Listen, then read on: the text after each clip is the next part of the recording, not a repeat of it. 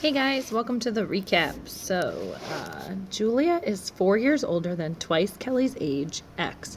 The product of their ages is 96. Write an equation and solve to determine each girl's age. So I am going to first start with the sentence that gives me the clues, okay? So this is my helper right here. Julia is 4 years older than twice Kelly's age, X. So they said that we're going to let X equal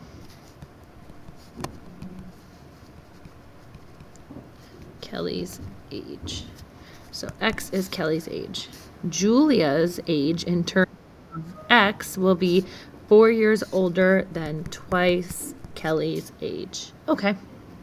The product of their ages is 96. Product is times.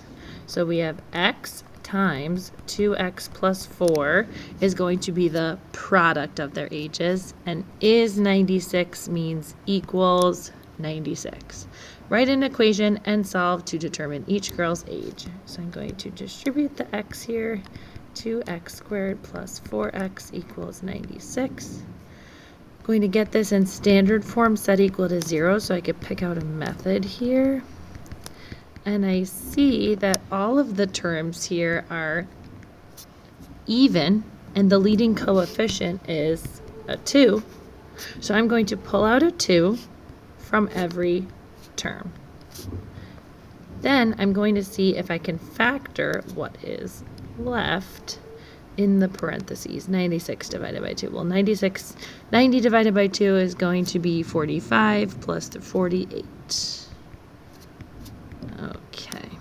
So now let's see if we can factor x squared plus 2x minus 48. So let's go in here and we're going to find the factors of 48. See if any of those add up to 2.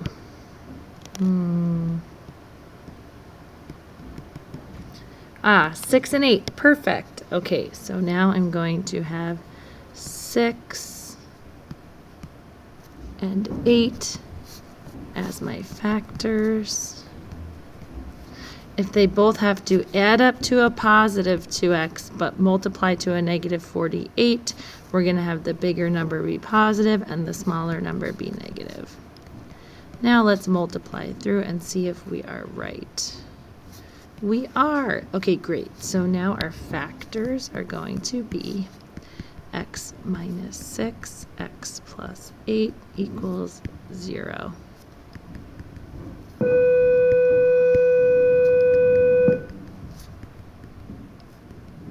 We are going to split and solve.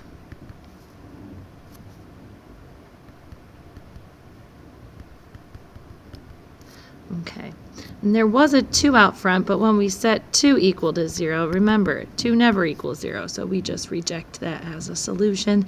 We now have x equals 6 and x equals negative 8. Well, negative 8 doesn't make a ton of sense for an age, so let's go with 6. Boom. So that is Kelly's age. 6, and then that means that Julia's age will be 2 times 6 plus 4, and that will be 12 plus 4, and that will be 16. So we have the girls' 2 ages, and we're done. Let's go to the next problem. It says, pick the best method to solve algebraically. Well, I see that there is a 3 out front, and I cannot remove a 3 from each term here. So what I'm going to use is the quadratic formula. And on your surveys on the back of your quizzes, I'd say most of you said that you needed some more support with the quadratic formula, so this is going to be a great review for you.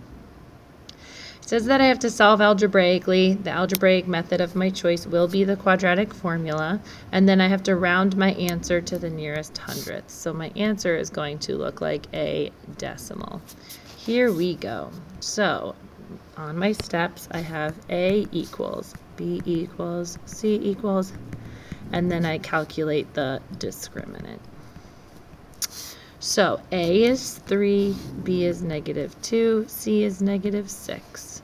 The discriminant will be B squared minus 4 times 3 times negative 6.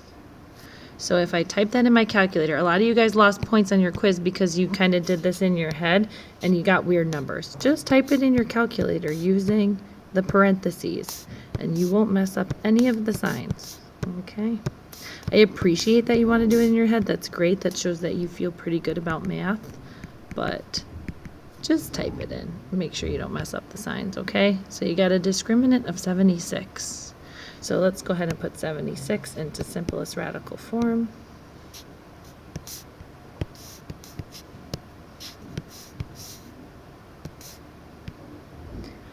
And it looks like there are no perfect squares that are factors of this guy. So 76 is already in simplest radical form. Great, we're good to go.